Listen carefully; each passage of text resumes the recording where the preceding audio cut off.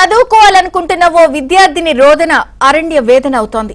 తనకున్న వ్యాధులతో దగ్గరలోని పాఠశాలకు మార్చాలని కోరినా అధికారులు స్పందించకపోవడంతో దిక్కులేక కూలి పనులకు వెళ్తోంది. తనకు కూలి పనులకు వెళ్లడం ఇష్టం లేదని, చదువుకోవాలని ఉందని చెబుతోంది.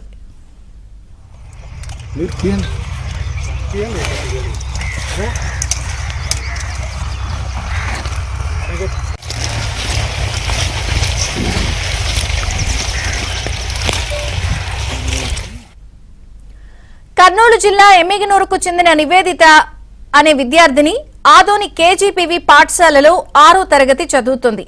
అయితే నివేదిత చర్మ సంబంధిత వ్యాధితో బాధపడుతుండటంతో తల్లిదండ్రులు ఎమ్మిగనూరు కేజీవీబీలో సీటు కేటాయించాలని డీఈఓను కోరారు. డీఈఓ రిఫర్ ద్వారా మార్చుకున్నారు. అయితే తన అనుమతి లేకుండా సీటు ఎలా కేటాయిస్తారని కేజీవీబీ జీసీడీఓ అడ్డుకున్నారు.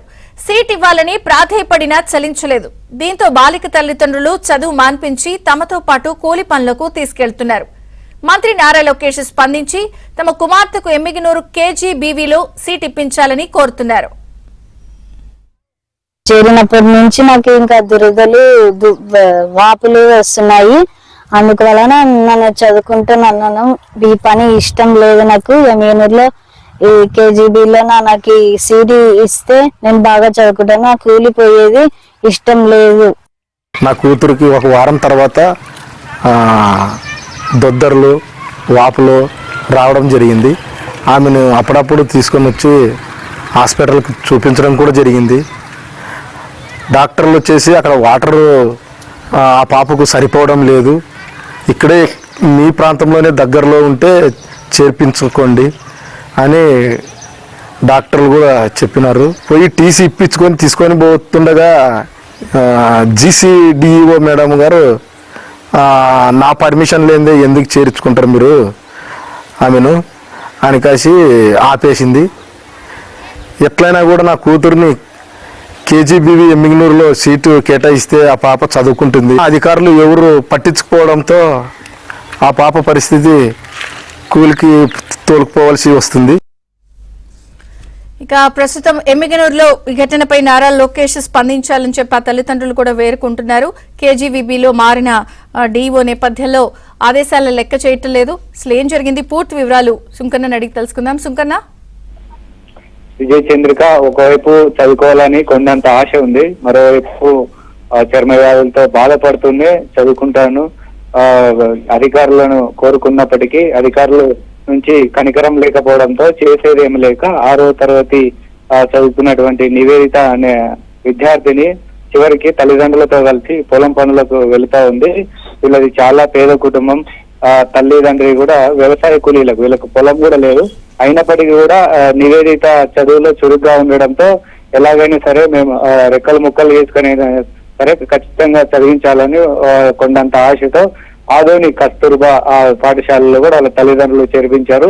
చేర్పించిన కొన్ని రోజులకే నివేదితకు చర్మ సంబంధిత వ్యాధులతో బాధపడుతున్న విషయాన్ని డాక్టర్ల దగ్గరికి తీసుకెళ్తే డాక్టర్లు మాత్రం ఒకటే చెప్పారు, మీరు ఖచ్చితంగా డైలీ అబ్జర్వ్ చేస్తున్నారు, ఆ అమ్మాయికి లేకపోతే ఇటు హాస్టల్లో ఉంచితే ఈ ప్రాబ్లం ఇంకా మరింత పెరిగేటువంటి అవకాశం ఉందని చెప్పడంతో అయినప్పటికీ కూడా వాళ్ళు కూతురును చదివించాలని ఒక ఉద్దేశంతో కర్నూలు జిల్లా విద్యాశాఖ అధికారిని కూడా కలిసి ప్రస్తుతం మా అమ్మాయి ఆదోని కస్తూర్బా స్కూల్లో చదువుతుంది, ఎమ్మిగనూరు కస్తూర్బా స్కూల్లో చదివించడానికి మీరు న్యాయం సహకరిస్తే ఖచ్చితంగా మా పాపను ఇక్కడ ఎమ్మిగనూరు కేజీబీలో చేర్పించుకొని ఇక్కడ మేము రోజు పోయి రావడానికి వీలుంటుంది.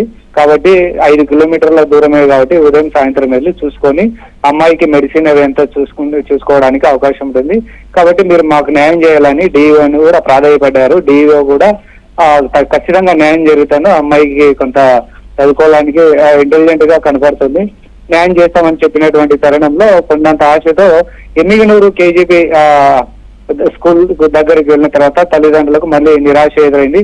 మాకు డిఓ గారు అయితే మీకు చెప్పినారని అంటున్నారు, కానీ మాకు పై అధికారుల నుంచి ఆదేశాలు రావాల్సి ఉంటుంది. ఇదంతా ఆన్లైన్ ప్రాసెస్ కాబట్టి ఆన్లైన్ లో ఇంకా ఇక్కడ ఏమి మెన్షన్ చేయలేదు పై అధికారులు.